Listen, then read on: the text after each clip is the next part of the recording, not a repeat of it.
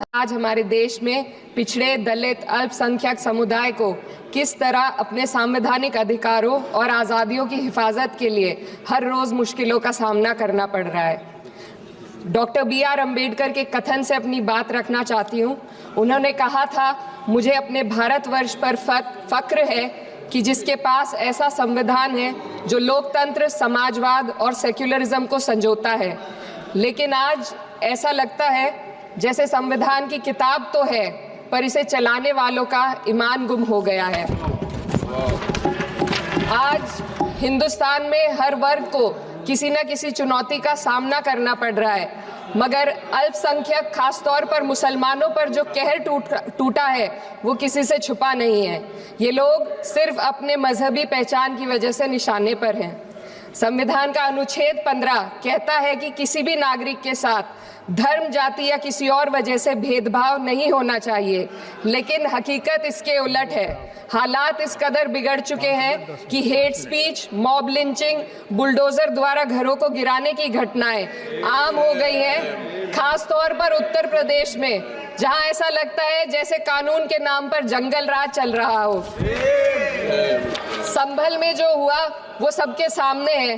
Police के संरक्षण में निर्दोष लोगों की हत्या की गई और सरकार ने चुप्पी साध ली। अल्पसंख्यकों पर हिंसा बढ़ती जा रही है, मगर सत्ता में बैठे लोग या तो आंखें मूंदे हुए हैं या फिर इन घटनाओं को बढ़ावा दे रहे हैं। हद तो तब हो जाती है जब न्यायपालिका की बात भी अनसुनी कर दी जाती है।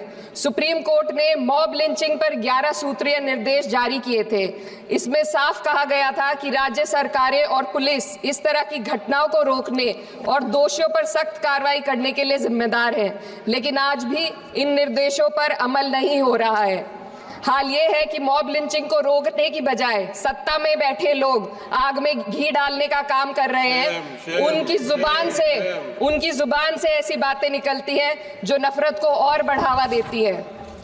ये अशांति अब इतनी गहराई तक फैल चुकी है कि हमारे समाज के धर्मनिरपेक्ष चरित्र पर गंभीर सवाल उठ रहे हैं। साल की शुरुआत में ही कई राज्यों में दुकानदारों को अपने नाम बोर्ड पर लगाने के लिए मजबूर किया गया। इसे सेहत और सुरक्षा के कानूनों का हिस्सा बताया गया, मगर असल मंशा कुछ और थी। ये कदम खास तौर पर मुसलमान दुकानदारों को निशाना बनाकर उठाया गया ताकि उनकी रोजी रोटी पर चोट की जाए। पिछले हफ्ते मुरादाबाद में एक मुस्लिम डॉक्टर को हिंदू बहुल्य मोहल्ले में घर खरीदने पर विरोध झेलना पड़ा। वजह बताई गई कि इससे मोहल्ले की सामाजिक शांति बिगड़ जाएगी। अब आप ही बताइए, क्या ये वजह सही है, जायज है?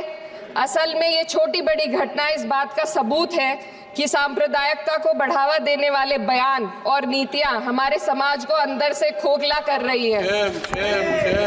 उत्तर प्रदेश में यति नरसिंहन ने बेहद घटिया बयान दिया, लेकिन सरकार इन बयानों पर कोई कार्रवाई नहीं कर रही।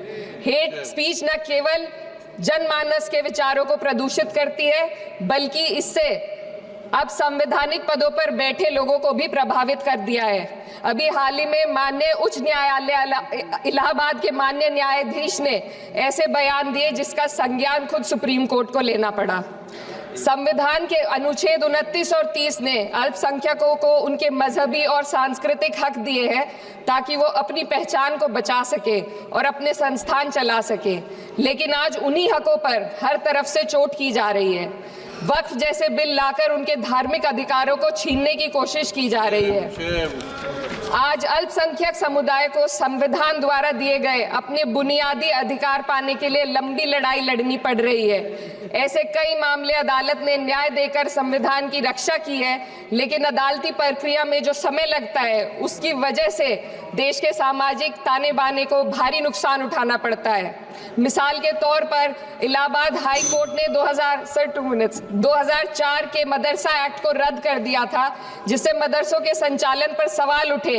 हालांकि सुप्रीम कोर्ट ने बाद में इस फैसले को पलट दिया और एक्ट को वैध करार दिया, लेकिन इस प्रक्रिया में जो समय लगा उसने अल्पसंख्यकों को बेचैनी और संघर्ष के दौर में डाला है। इसी कड़ी में प्लेसेस ऑफ वर्शिप एक्ट 91 भी आता है और कई अन्य अधिकार, उन्हें भी इसी तरह अदालती लड़ाइयों में उलझाया जा रहा है। ये स्थिति न केवल अल्पसंख्यकों के अधिकारों की राह में रुकावट है, बल्कि justice delayed is justice denied जैसी कहावत को सिद्ध करती है। मैं इस सदन से दुनिया भर के अल्पसंख्यकों की आवाज उठाना चाहती हूँ, खास तौर पर हमारे पड़ोसी देश बांग्लादेश में अल्पसंख्यकों के साथ जो हो रहा है वे दिल को गहरे तक चोट पहुंचाने वाला है। उनकी जान माल की हत्या की जा रही है। बांग्लादेश हो या हिंदुस्तान हो या कोई और देश, अल्पसंख्यकों की सुरक्षा, इज्जत और अधिकारों की हिफाजत हर सरकार की सबसे पहली जिम्मेदारी होनी चाहिए। मैं इस सदन से अपने देश के अल्पसंख्यकों के साथ बांग्लादेश के पीड़ित अल्पसंख्यकों की आवाज को एक साथ उठाना चाहती हूँ। ये वक्त की पुकार है कि हम सब मिलकर ये सुनिश्चित करें कि किसी भी इंसान को उसकी पहचान या मजहब के कारण डरकर जीने पर मजबूर ना होना पड़े। जहाँ हक छीने जाते हैं वहाँ अमन खो जाता है। ये बात हर सरकार को समझनी चाहिए। अगर हम सच में अपने संविधान का सम्मान करना चाहते हैं तो हमें नफरत और भेदभाव को खत्म करना होगा।